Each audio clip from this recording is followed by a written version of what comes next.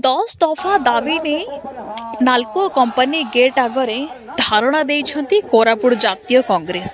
କୋରାପୁଟ ଜିଲ୍ଲା କଂଗ୍ରେସ ସଭାପତି ରୂପକ ତୁରୁଙ୍କ ନେତୃତ୍ୱରେ ଏହି ଧାରଣାରେ ସାମିଲ ହୋଇଛନ୍ତି ଲକ୍ଷ୍ମୀପୁର ବିଧାୟକ ପବିତ୍ର ସାଉନ୍ତ ଏବଂ କଂଗ୍ରେସ ବିଧାୟକ ଦଳ ନେତା ରାମଚନ୍ଦ୍ର କାଡାଙ୍କ ସମେତ ଅନେକ କଂଗ୍ରେସ କର୍ମୀଙ୍କ ସମେତ ନାଲ୍କୋ ପାରିପାର୍ଶ୍ୱିକ ଗ୍ରାମର ଲୋକେ। ବିଶେଷ କରି ସମସ୍ତ ଜମିହରା ଲୋକଙ୍କୁ ଚାକିରି ଏବଂ ଡେଙ୍ଗାଜାନିଗୁଡ଼ା ଗ୍ରାମକୁ ଏଲ୍ଡିପି ମାନ୍ୟତା ଦିଆଯାଉ। ନିଯୁକ୍ତି ନାହିଁ ତ କାରଖାନା ନାହିଁ, ଉନ୍ନତି ନାହିଁ ତ ମୁଠାଏ ମାଟି ଦିଆଯିବ ନାହିଁ, ଏହିଭଳି 10 ଦଫା ଦାବି ନେଇ ଧାରଣାରେ ବସିଛନ୍ତି କଂଗ୍ରେସ ନେତା ଓ କର୍ମୀ। Bureau report, new Odisha TV.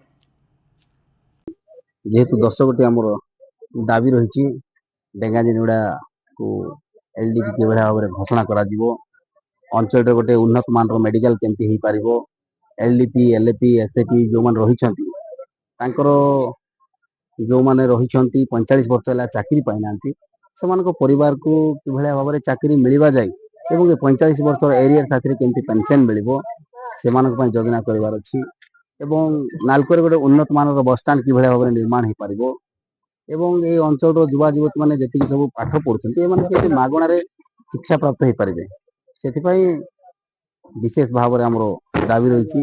ଗାଁ ଗୁଡ଼ାକରେ କିଭଳି ଭାବରେ ଯେତେ ସବୁ ଆମର ବିଜୁଳି ଉପଭୋକ୍ତା ଅଛନ୍ତି ପେରିଫେରାଲ ଅଞ୍ଚଳରେ ଆପଣଙ୍କର ଦଶମପୁର ବ୍ଲକର ମୁଜାଙ୍ଗ ପଞ୍ଚାୟତ କଥା କୁହନ୍ତୁ, ପଡ଼ାଗଡ଼ ପଞ୍ଚାୟତ କଥା କୁହନ୍ତୁ, ଆମର କାକିଲିମା ଯେଉଁ ଅଞ୍ଚଳ ରହିଛି ଲକ୍ଷ୍ମୀପୁର ଅଞ୍ଚଳ, ସେମାନେ କେମିତି ମାଗଣାରେ ବିଜୁଳି ପାଇବେ, ବିଜୁଳି ବିଲ୍ କେମିତି ସେମାନଙ୍କର ଛାଡ଼ ହେବ। ନାଲ୍କୋ ଏଡ଼େ ଗୋଟେ ପ୍ରକଳ୍ପ ଅଛି, ଏମାନଙ୍କ ପାଇଁ ଯଦି ମୌଳିକ ସୁବିଧାର ଯଦି ସେ ଭାଗିଦାର ହେବ ନାହିଁ ତାହେଲେ କେମିତି ଏ ଅଞ୍ଚଳର ସେ ଲୋକଙ୍କର ସେବା କରିବ, ଲୋକଙ୍କର ସାହାଯ୍ୟ ପାଇବ।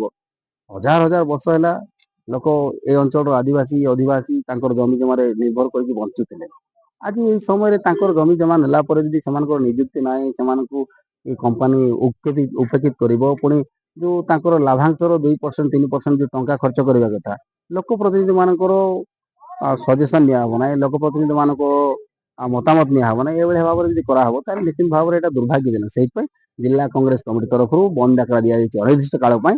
ଏ ଦାବିଗୁଡ଼ା ପୂରଣ ନ ହେଲେ ତାଙ୍କର ଦାବିଗୁଡ଼ା ପୂରଣ ନ ହେବାର ଯଦି ସମ୍ଭାବନା ଆମେ ଦେଖିବ ନାହିଁ, ଏ ଆନ୍ଦୋଳନ ପ୍ରମୁଖ ଭାବରେ ଚାଲିବ, ୟାର ସମାଧାନ ହେବାର ବାଟ ଦେଖୁଛି। ଯଦି ଆଜି ଆଲୋଚନା କରିକି ସମ୍ପୂର୍ଣ୍ଣ ଭାବରେ ଲୋକଙ୍କର ମତାମତ ଗ୍ରହଣ କରିକି ସେ ଆନ୍ଦୋଳନର ଯଦି ଉତ୍ତର ରଖିବେ ନିଶ୍ଚିତ ଭାବରେ ଆନ୍ଦୋଳନ ଆମେ ବଢ଼େଇବୁ।